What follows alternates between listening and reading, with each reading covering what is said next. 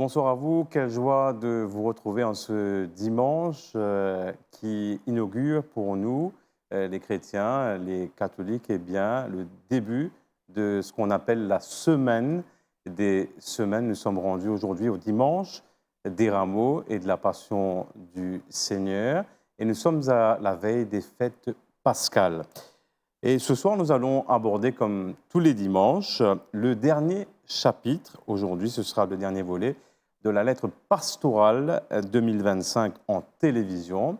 Bonsoir, Monseigneur Jean-Michel Duron. Bonsoir René. Alors, cette année, vous signez un document qui a pour thème, qui est intitulé « Église à venir marcher avec espérance ». Merci d'être avec nous pour aborder, encore une fois, cette lettre, ce thème qui va nous accompagner jusqu'à Pâques et au-delà. Et nous avons aussi sur ce plateau, eh bien, c'est Cindy, qui est une enseignante, catéchète, bien plus encore, qui est au service disciples missionnaires. Alors, on va commencer avec ces paroles de l'Évangile qui résonnent en ce dimanche. Vous voyez la croix ici dans ce studio, qui est donc un symbole de ce vers qui on est tourné en ce temps de carême et bien sûr, particulièrement en cette semaine. Écoutez ces paroles. Pour nous, le Christ est devenu obéissant jusqu'à la mort et la mort de la croix. C'est pourquoi Dieu l'a exalté. Il l'a doté du nom qui est au-dessus de tout nom. Voilà cette parole qui va résonner aujourd'hui dans l'Église et toute cette semaine. Alors, en ce dimanche des rameaux et de la passion du Seigneur, comment est-ce que vous deux, comme invités participants à cette émission, on commence par Monseigneur Duron, comment vous abordez cette dernière étape du carême avec quel cœur? Alors, mon cœur, je crois, est touché par cette espérance que Jésus seul peut nous donner. C'est pourquoi, rentrant dans le temps de la Semaine Sainte avec le Dimanche des Rameaux, c'est croire que cette marche vers Pâques, tout en passant par la croix, la souffrance, Dieu, en Jésus-Christ, s'est abaissé jusqu'à mourir sur la croix, mais la croix n'a pas eu le dernier mot. C'est la résurrection, c'est-à-dire Dieu va vivre et ressusciter pour que nous témoignions de l'espérance en nous. Je crois, c'est un peu que je comprends marcher. Le mot marcher veut dire ressusciter debout pour pouvoir marcher dans l'espérance avec toute l'Église en vivant cette semaine sainte avec les différentes étapes du jeudi saint où nous allons vivre le lavement des pieds, pour rappeler aussi le grand cadeau qui est fait aux prêtres du sacerdoce, Donc nous allons rappeler tout cela. Le vendredi saint pour nous rappeler la mort de Jésus sur la croix, ce don de Dieu jusqu'au bout, dans l'amour infini. Et célébrant la veillée pascale le samedi soir pour rappeler le dimanche de Pâques aussi. Dieu est ressuscité d'entre les morts, il est vivant, nous sommes ses témoins. Et voilà un peu notre perspective un peu pour moi, hein, vivant comme évêque, cette deuxième année avec le peuple de Dieu, en vivant comme évêque, c'est marcher avec ce peuple dans l'espérance. Merci, Monseigneur. On va écouter maintenant sur le même sujet. Eh bien, Cindy, comment on peut rentrer dans sa semaine sainte là? Comment une cheminée jusqu'à présent? Alors, quand on arrive dans dimanche rameau, là, on a toujours ça l'impression que carrément là, peut finir tout. Qui me le fait? Qui c'est faux me le faire? Quand c'est, nous toujours peut poser question, ben, est-ce que ça va une résolution qui me prend en début de carême là? Est-ce qu'il vraiment mon récit, comment dire, maintenir ça, arrive à bout? Moi, au fait, là, je rentre dans sa semaine sainte là, dimanche des rameaux, avec phrase qui me curé de la paroisse Sizier en début de carême. Ne gaspillez pas votre carême. Si vous sentez qu'il y a quelque chose en vous que vous voulez faire, ben, frappez et attendez. Il y aura une réponse. Donc, qui rejoigne à l'espérance qui, Monseigneur, fait dire là, là. Donc, frappez et attendez. Il y a quelque chose, même si on a l'impression d'être encore comme si resté à notre fin. Merci à vous deux. Alors, Excellence Monseigneur Duron, cette semaine, nous allons vivre justement la plus grande fête du calendrier liturgique catholique. Alors, Pâques, la mort, la résurrection du Seigneur, est-ce là la foi, mais aussi le cœur de la mission de l'Église, l'annoncer? Tout à fait, parce que, comme Paul dit bien, si Jésus-Christ n'est pas mort et ressuscité, vaine alors est notre foi. Et c'est comme cela qu'ils ont nous rappelle le jour de Pâques, hein, le samedi soir déjà, et le dimanche de Pâques, que les femmes seront témoins. Les femmes seront témoins de la résurrection et elles vont témoigner, elles vont marcher, sortant du tombeau pour aller vers les disciples et leur dire « Il est vivant, il est ressuscité, nous l'avons vu ». Et c'est comme cela que l'Église va, de l'expérience de résurrection du Fils de Dieu, de Jésus-Christ lui-même, que l'Église va alors se découvrir témoin de cette espérance. Et témoin de l'espérance veut dire marche, pas rester en place, pas pile en place, aller, pas guette tombeau, mais guette plus devant, si ça tombeau ouvert là, ouvert l'espérance pour toi, pour le monde, pour l'Église. Alors justement, jeudi prochain, 17 avril, vous avez dit ça tout à l'heure, vous allez présider cette messe chrismale, en prélude du Tridium pascal. Cette messe chrismale qui met justement l'accent sur l'unité de l'Église autour de l'évêque. Est-ce à dire que cette mission, c'est l'affaire de tous, marcher ensemble, que vous soulignez ici? Oui, tout à fait. Si nous regardons bien la couverture de la lettre pastorale, nous voyons bien que l'évêque est au milieu du peuple de Dieu. Et il est là avec ce peuple. Et il a aussi les peut cheminer comme un disciple de Jésus-Christ. Il y a aussi les peut comment Jésus-Christ peut accompagner l'Église et le monde encore en 2025. C'est pourquoi, oui, pour moi, comme évêque, l'évêque marche avec ce peuple et bien sûr, il porte le peuple, il est le berger, mais un berger sans troupeau, qu'est-ce que cela veut dire? Donc, encore, c'est le peuple de Dieu qui donne du poids, qui donne la force à un évêque vivre sa mission quand il connaît, il est en communion avec les autres évêques, les prêtres, les diacres, les laïcs, bien sûr, aussi bien avec l'évêque de Rome, qui est le pape François. Alors, notre Cindy aussi, comme si elle sourit, elle acquiesce. Qui vous pensez, c'est qui Monseigneur finissait sa parole là? Oui, un berger sans troupeau, mais qui y était finalement. Donc, mais ça résume bien l'idée de l'Église. L'Église, c'est le peuple de Dieu. C'est un peuple qui marche ensemble, qui avance ensemble avec ce berger. Voilà, et merci Cindy, on va rentrer dans le vif de notre sujet d'aujourd'hui. Donc, c'est un joli corps que l'Église, avec les évêques, les prêtres, bien sûr le pape, comme si qui préside tout cela dans la charité, les diacres, religieux, religieuses, mais aussi les laïcs. Et ce soir, vous nous interpellez sur cette dimension du marcher ensemble avec espérance, mais aussi avec ce souci, ce devoir de redevabilité. Nous vous écoutons, Monseigneur, sur ce volet qui est présent dans votre lettre. Oui, parce que je trouve très important dans la mission de l'Église, quand nous vivons cette mission ensemble, mais nous avons à nous rendre compte de la mission chacun les uns aux autres. Et qu'à un moment donné, pour moi, toute mission confiée, qu'il y confie à un évêque, il confie à un prêtre, il confie à un diacre, il confie à un laïc, homme, femme, jeune, mais comment nous apprendre comment Jésus-Christ rend compte de nos missions. Encore le premier à rendre compte de sa mission, c'est le Christ lui-même. L'Évangile souvent montre nous Jésus en communication avec son papa. Et nous regardons nous qui est capable de causer comme ça. Encore sûrement, il peut causer de la vie, mais de sa mission sur la terre, qu'il peut vivre. Et quelque part, il peut vivre une forme de redevabilité de la mission. Et souvent, Jésus dit, moi, mon communication avec mon Père. Et de même, quand on disciple en mission, les 72, les 12 aussi allaient, quand je suis venu, Jésus dit assisez, et il a raconté que je peux vivre. Ce n'est pas raconter d'une façon pour faire l'inspection. Pas quoi, c'est ça, la redevabilité. Ce n'est pas un travail de supervision, disons, pas le guetté, qui dit, mon vous m'avez inspecté. Mais plus pour relire avec la personne comment l'Esprit Saint travaille et comment l'Esprit Saint à l'œuvre, l'Esprit du Christ et du Père, pour que l'Église découvre sa mission de plus en plus ensemble et que cette mission-là peut porter du fruit en 2025. C'est surtout cela, la question de relier à la mission, mais en étant redevable, en sentant bien que je dois rendre compte. Saint Paul a une jolie parole, dire nous devons rendre compte de l'espérance qui est en nous. Et c'est ça un peu. La redevabilité, c'est rendre compte de l'espérance qui nous habite dans la mission vécue ensemble. Merci, Monseigneur, pour votre exhortation. Vous donnez une direction. Et vous l'avez dit tout à l'heure, ça fait bientôt 2 ans que vous, Monseigneur l'évêque, vous avez la charge de ce diocèse qui vous a été confié.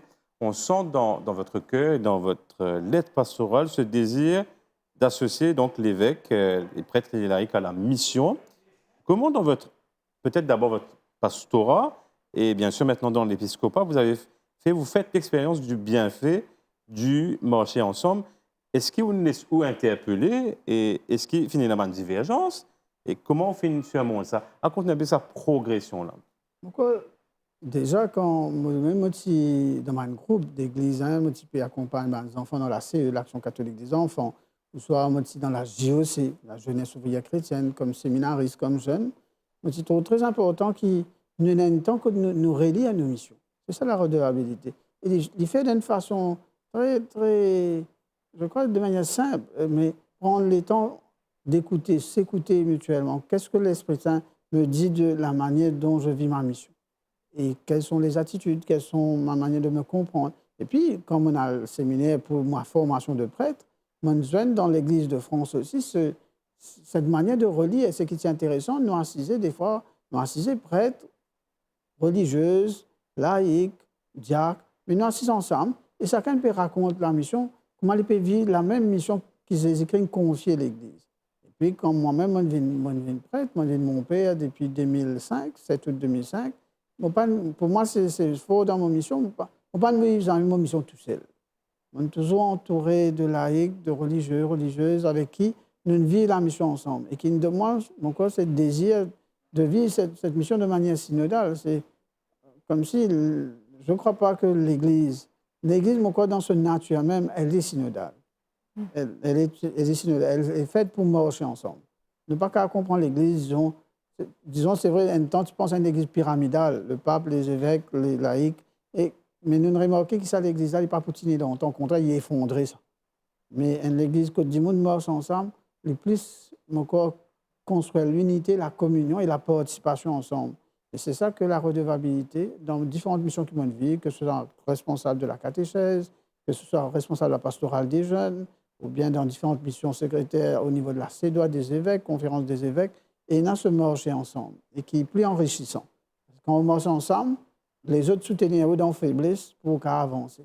Et où soutenaient l'autre là. Et chacun trouvait, mais c'est vrai, nous marcher ensemble, fait nous dire, mais nous ne pouvons pas faire fausse route.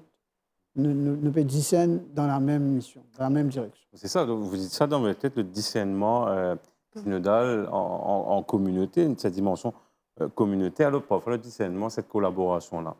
Est-ce que c'est un long fleuve tranquille ou c'est peut-être un chemin de croix aussi? Non, c'est pas difficile aussi, parce que qui dit à marcher ensemble, ne pas marcher au même rythme. Soit des fois, nous, mon père, nous peut finir une vision, nous envie d'aller dans cette direction-là, mais est-ce que nécessairement, tout le monde veut marcher dans cette même vision? Et que des fois, peut-être pour le prêtre, il est fatigué parce qu'il senti qu'il a envie d'aller plus vite. Mais le but n'est pas d'aller plus vite. Et c'est ça pour nous aussi une conversion. C'est pourquoi la deuxième partie de la lettre souligne beaucoup ça. La relation, au cœur des conversions, c'est la relation. C'est-à-dire, ce n'est pas d'abord ce que vous faire d'abord, mais comment vous vivre ensemble d'abord. C'est à vivre les relations. Et qui dit vivre les relations dans une mission, on peut dire simple. Jésus, tu connais avec les 12, comment des fois il y a un conflit, comment il y a des fois une incompréhension. Oui, comme prêtre aussi, on est arrivé dans mon mission, il y a une incompréhension, une difficulté. Mais je crois que c'était quand même cette espérance que Jésus n'abandonne jamais son Église et que le Christ travaille encore. Il est à l'œuvre. Il nous a dit ça. Hein? Ne vous inquiétez pas, je suis à l'œuvre. Et puis, ceux qui ont un prêtre qui dit à moi, mais ne t'inquiète pas, Jésus a déjà sauvé le monde. Pour moi, c'est donc, je fais la mission d'évêque telle qu'il m'est capable, avec ce qu'il m'est capable, la force, mon faiblesse, avec d'autres. Mais pas moi qui vous sauve le monde. Le monde, Jésus-Christ qui vous sauve. Alors, ça qui n'est pas reposant. Ou quand je dis, Seigneur, mais si je connais toi qui peux faire, mais toi-même qui peux raconter l'église, mais pas moi, tout seul. Donc, c'est quelque part assez, pas reposant, libérant. Ah. Un mot, Cindy, sur cette collaboration entre prêtre laïque et évêque maintenant, Monseigneur Duron. Comment ça se passe, on va dire, est-ce qu'on parle de cohabitation, collaboration? Soyons francs, comment ça se passe dans le concret? Comment ça nourrit ce mouvement de marcher ensemble? Je dirais plus, oui, collaboration, travail d'équipe,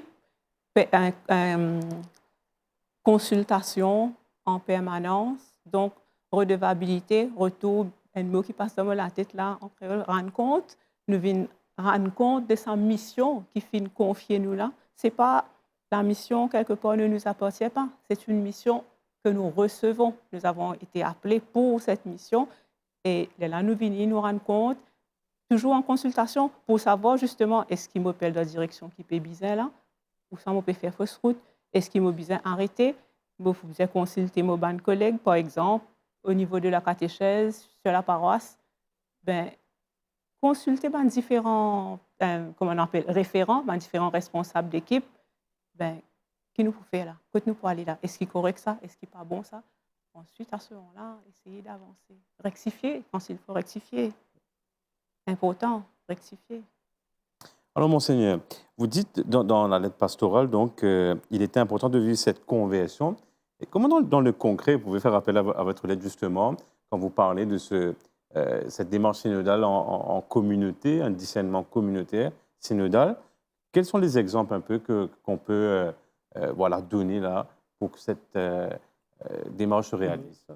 Il y a un mot qui m'a servi un peu dans la lettre pastorale, me dit bien promouvoir ce qu'on m'appelle moi une spiritualité de la synodalité. Comment dire, c'est un style d'église, c'est une façon de vivre. La spiritualité, c'est quoi? C'est un style de vie sous l'action de l'Esprit Saint. C'est ça la spiritualité. Et que la spiritualité synodale, il donne une façon d'être et une manière de vivre l'église. Que les papes viennent à l'église de participation, de collaboration et pour vivre la mission ensemble.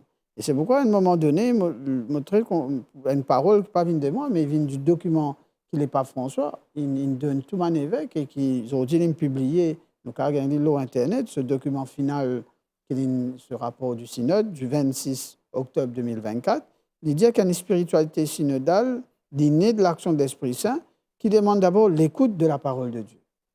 C'est-à-dire pas d'abord qu'est-ce que moi je dis, mais qu'est-ce que la parole de Dieu nous dit ensemble. Et puis qui nous prend les temps, contempler sa parole-là, faire silence, accepter aussi une conversion. Comment la parole de Dieu peut inviter moi à vivre une conversion.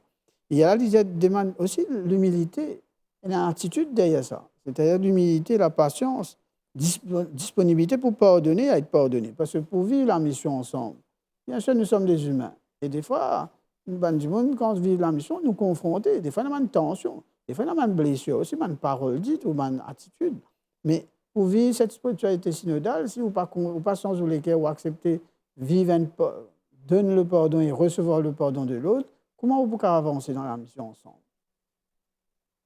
Et je crois, Jésus, et c'est là qui, finalement, c'est une vocation pour moi. Vivre la mission synodale, c'est une vocation pour l'Église. C'est un appel de l'Esprit Saint pour qu'il nous grandisse dans sa vie dans l'Esprit Saint. Et c'est pourquoi, d'abord, il repose sur l'écoute de la parole de Dieu, et ensuite l'écoute de toute personne. Là, Cindy peut dire bien, consultation veut dire, j'écoute, écouter, c'est-à-dire prendre le temps de voir l'écoute aussi de ma relation avec Dieu. La relation, comment la communauté est en relation avec son Seigneur. De cette écoute, il y a là, comme nous disons, devient l'écoute de la parole de Dieu proclamée, il y en a la spiritualité du dialogue. Quand vous écoutez, vous pouvez dialoguer. Vous connaissez souvent, si vous ne pas écouter, vous ne pouvez pas dialoguer. C'est dans les points de monologue. Parce que vous prenez le temps pour écouter, vous pouvez dialoguer. Il dit de même, moi, je dis souvent dans la vie, un couple. Si, comment dire, souvent, vous connaissez, ça, des fois, madame, il dit pas écoute-moi, mon Seigneur, il dit pas, mon bonhomme, pas écoute-moi. Hein? Comment me cause il dit pas écoute-moi. Il y a là dialogue, il y a, même si j'ai envie de dialoguer, je n'ai pas la capacité d'écouter. Mais c'est de l'écoute naît le dialogue. C'est à nous qu'à causer. C'est cela depuis synode, pas moi qui, dans le diocèse, nous vivons un premier synode de 97 à 2000. Ensuite, Cléopas est venu en 2013 à 2016. Mais l'Église catholique à Maurice est engagée sur ce chemin d'écoute du peuple de Dieu, des personnes, même d'autres religions. Hein. Comment me dire, parce qu'il est important aussi, qu'est-ce que les autres religions disent de l'Église? Qui m'a les autres découvert de nous? L'Église a fait un grand chemin. Et ça, mon corps, est bien important que nous accueillir aussi l'écoute des autres. Parce que mon corps, Maurice, on a cette richesse d'être avec une société multiculturelle, religieuse, mais je me trouvais moi-même comme évêque, comme dans ma célébration d'autres religions, mais il y a une approche, il y a une écoute, et il y a un dialogue aussi qui fait. Et des fois, il y a un dialogue aussi en vérité. Parce que le cas pose-moi même une question, interpelle-moi l'Église, et moi aussi, nous interpelle nos camarades. Mais c'est ça qui m'appelle aussi, derrière ça, une spiritualité du dialogue. Mais dialogue là aussi pour permettre nous de discerner Parce que nous dialoguons, nous avons discerné. Vous connaissez pareil quand on vient le marier. On commence par écouter, on joint, on fiancé. Quand on finit d'écouter, on dialogue, on dit comment pour faire un mariage. Mais il a fini de dire comment pour faire un mariage. Discerner, mais comment pour faire ça? Qui t'a envie, toi? Qui grosse gâteau te dit? Non, c'est vrai. Je comprends. Mais pour dire qu'il nous discerne de une façon, et comment nous promène nous la vie de couple? Mais c'est ça. Mais l'Église aussi pose la même question. C'est-à-dire qu'il nous discerne en dialoguant, et un discernement peut faire là. Toi et moi, trop clair, moi et toi, trop clair, et nous avancer. Et finalement, ce dialogue-là permet aussi de mettre en lumière une blessure. Quand on me sent moi blessé, pour l'Église, nous-mêmes, nous avons pu être blessés, ou bien nous en avons blessé d'autres. C'est bien important. Cette démarche-là, c'est ça qui amène la guérison, la réparation, la libération. Et c'est ça, Papa, pour l'Église, me dit souvent, qu'elle éclaire le passé et l'espérance dans l'avenir. Et ça, c'est cela, cette communion qui nous envie vivre.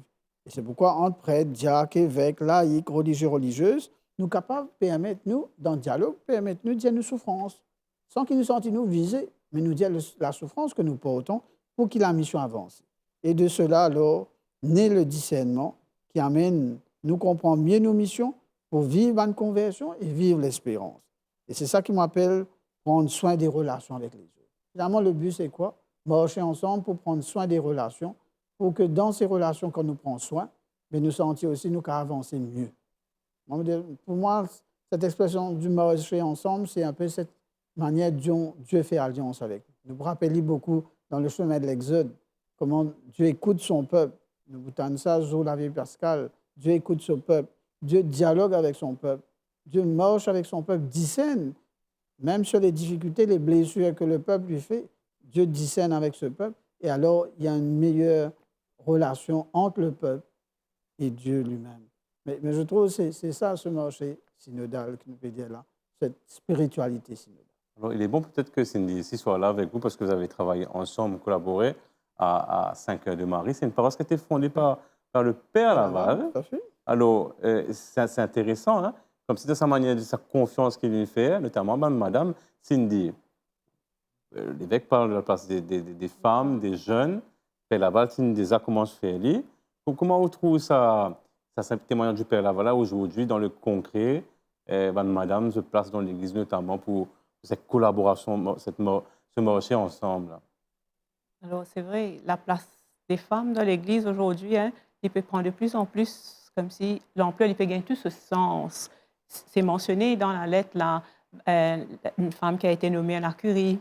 Et ici même, à Maurice, nous avons plusieurs exemples. Moi, Anne Dumoun qui me citait tout le temps, Daniel Palmire, Anne Dumoun qui vraiment, qui fin, en tant que personne, fin touche-moi de par ce qu'elle est, de par, comme si la formation notamment. Effectivement, la manière dont elle parle de la théologie, elle parle de Dieu. J'étais moi-même extrêmement impressionnée par cette femme.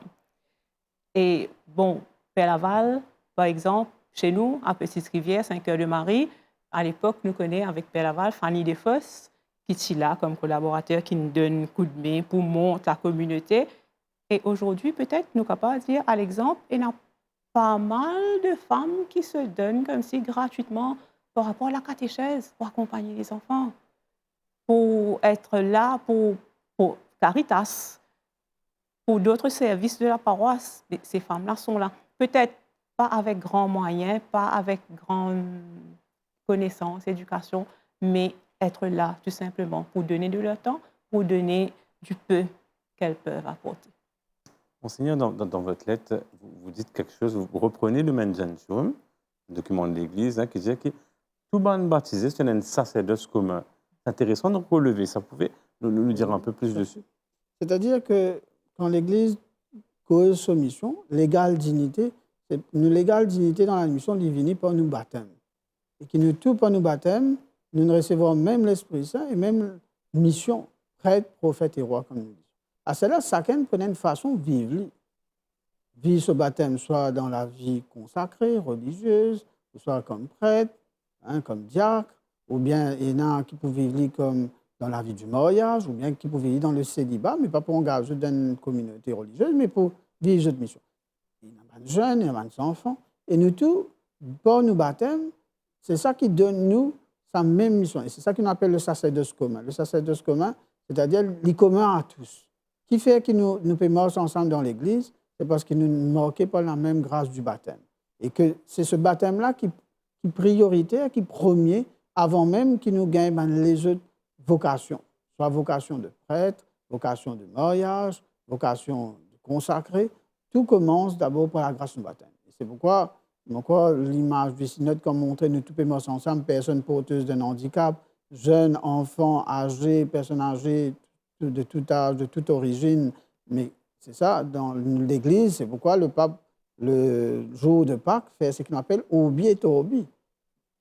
À l'Église de Rome, dans la cité de Rome et dans le monde, il dit bien, c'est ça, Obi et Orbi, dans la cité et dans le monde, des papes pour adresser un message aux chrétiens, bien sûr, mais au monde entier, mais aussi à tous ces fidèles de différentes cultures, qu'a réalisé une catholique dans les nord de l'Amérique, dans le sud de l'Amérique, différents langages, cultures, traditions, dans l'Inde, dans le Pakistan, dans différents pays, mais en même temps marqués par la même grâce du baptême et qui donne nous égale dignité. C'est pourquoi quand nous redécouvrons nous égale dignité, il y en a qui grand, il y en a qui petit, mais nous tous pouvons vivre cette même mission du Christ, mais chacun dans sa vocation, dans ce appel qu'il entend. Alors, on va parler un peu de, si vous voulez, on a parlé du Père Laval, c'est une jolie comme si transition pour cause de ce que vous abordez aussi dans vos lettres, c'est cette question de l'engagement social de l'Église, tourné vers le monde, pas centré sur elle-même. Un mot dessus, et puis on va clore avec vous. Tout à fait. Le marcher ensemble dans l'Église, il dit pas un marcher ensemble, mais un besoin. Ça, pour nous, c'est une conviction profonde dès le départ. Jésus, quand il joint du monde de toute origine, de tout ça. Et la mission de l'Église, quand il dit marcher ensemble, pour construire plus de justice, de paix dans la société quotidienne. Et c'est pourquoi je me sens bien important que si nous pouvons marcher ensemble, c'est dans ce monde d'aujourd'hui que l'Église pour mettre au service de la vie sociale. Le pape François il a une façon de dire ça, il appellera une prophétie sociale. C'est-à-dire, nous annonçons des écrits dans les réalités sociales. Et là, on me dit bien, il y a important, comme on dit spiritualité d'écoute, mais écoute le cri des pauvres. Écoute qui va être pauvre, dit nous. Parce que l'Église a deux missions. La bonne nouvelle est annoncée aux pauvres. C'est d'abord une mission, annoncer la bonne nouvelle aux pauvres, et qui dit à nous, alors, il y a un choix, un projet de société, la place des pauvres dans nos missions, la manière dont nous prenons soin cette mission commune, nous la terre, et elle a discerné pour répondre à des défis sociaux dans nos pays. Nous avons une cause bullying, nous avons une cause de la drogue, nous avons une cause de problèmes dans l'établissement scolaire, nous avons un suicide chez les jeunes, mais l'Église n'a pas fait ce discours-là. Nous avons un communalisme. Toutes ces questions-là, ils posent nous. Et c'est pourquoi nous croyons qu'il invite la commission justice et paix, d'ailleurs, l'ILP engagée dans une réflexion par rapport aux élections municipales qui vont venir. Mais comment nous pouvons aborder cette question-là?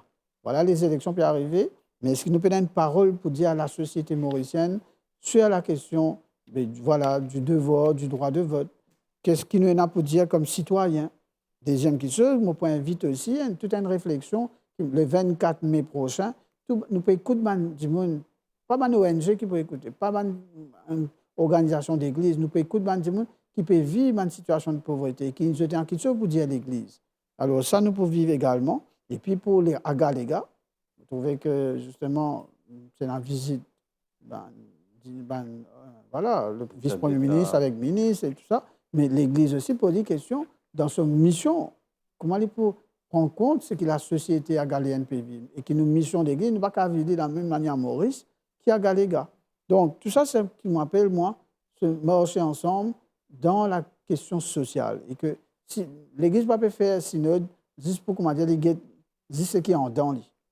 Il est bien capable, ce qui peut vivre à l'intérieur de l'Église, dans une paroisse, mais son mission, c'est au service de la communauté mauricienne, agaléenne, chagossienne, et au service de tout Mauricien. C'est pourquoi cette question-là est aussi importante dans le marché ensemble. Merci, Monseigneur. Alors, Cindy, question pour vous, parce que Monseigneur a parlé de cette Église qui n'est pas centrée sur elle, mais qui est au service, dans le milieu scolaire, parce que vous enseignante, justement, spécifiquement de sa initiative du Sénat pendant le carême. Est-ce que vous avez élaboré un spélo là? Donc, pendant le temps de carême, les jeunes à l'école, les adolescents là, au collège, qui invités pour faire un acte de charité. Peut-être un jeune, dans plusieurs propositions qui donnent un jeune capable de décider pour un jour pendant la semaine, ben, il n'est pas pour prendre ce repas, c'est l'argent qu'il dit pour prendre, pour acheter ce repas-là, il pour qu'il lit dans une boîte pour qu'un autre enfant capable bénéficier, ou bien aussi, ils sont capables d'apporter des denrées alimentaires de base qu'ils ont à côté, ou bien aussi matériel scolaire qui de trouver de bons camarades pénal dans la classe. Donc, je peux apporter. Ça se fait très discrètement, ça. Et il y a une boîte, bien un panier qu'ils peuvent apporter, ils peuvent déposer. Et par après, c'est distribué aux plus nécessiteux de la communauté scolaire ou peut-être à la paroisse. Sera offert à la paroisse Caritas à ce moment-là pour faire le nécessaire. Et l'Église, à travers Monseigneur, à travers aussi ce ban collaborateur, ban diacre notamment, c'est dans le diacre 4 Andréane aussi, qui vient dans l'école que oui, le diacre. Pour faire une sensibilisation, un mot dessus. Oui, ça c'est par rapport au souci de la drogue. Donc, au niveau du département de AI, catéchèse, AI et AI, les deux étaient ensemble pour inviter le diacre Cadres Rungen, donc pour parler aux jeunes, sensibilisation par rapport à la drogue, un fléau justement qui touche beaucoup de jeunes et qui vraiment nous trouver qui sont jeunes, de faire face à cela et parfois pas connaître même comment c'est pour chose. Là, à ce moment-là, donc, c'est une initiative qui fait vraiment, comment dire, on ne va pas dire fonctionner, on ne va pas dire pour souffrir aussi non plus, mais les jeunes ont été nourris. Et puis, voilà. Et maintenant, ça portera sûrement ses fruits. Merci Cindy. Monseigneur, pour la conclusion, un peu le mot de la fin, je vous laisse. Alors, moi, je crois que dans ce chemin que nous avons fait ensemble dans l'Église à Maurice et dans le monde entier, tout le monde diocèse, le pape François nous invite nous. Et au moment que le pape dit dans cette fragilité, nous trouvons ça hier dans la télévision, il est en convalescence, il vient. Mais il est mort au moment que nous célébrons le jubilé des malades à Rome. Et il y a aussi des morts avec ce peuple, avec ses fragilités, sa maladie. Donc, c'est une très belle image. C'est-à-dire que dans tout ça là, avec nos fragilités, mais comment témoigner de l'espérance qui nous habite et dire, ben voilà, l'Église peut continuer sa mission et que l'Église, sa mission peut continuer après nous. Et c'est ça, mon corps, qui est très magnifique. 2025 ans, nous sommes là, mais peut-être d'autres après continueront. Mais le fait de marcher ensemble, construire l'Église aujourd'hui et demain, c'est pourquoi l'Église à venir, c'est dans ce présent que nous construisons l'avenir de l'Église, dans ce monde, dans ce pays que nous aimons. Merci beaucoup, Monseigneur Duron, et merci à vous, Cindy, de nous avoir accompagnés, et plus longuement, Monseigneur, depuis le début du carême. Eh bien, c'est ici qu'on va se séparer, mais pour mieux se retrouver toute cette semaine pour accompagner donc tous les Mauriciens pas à pas pour les messes et les émissions spéciales dans le cadre de la fête de Pâques. Retrouvez cette émission, toutes les autres sur la lettre pastorale, sur les plateformes digitales du diocèse de Port-Louis. Déjà, nous vous souhaitons de très belles fêtes de Pâques. Nous retrouvons bien évidemment Monseigneur pour son message. Ce sera le dimanche de Pâques. D'ici là, passez d'excellents moments sur les chaînes de la MBC TV et les réseaux sociaux.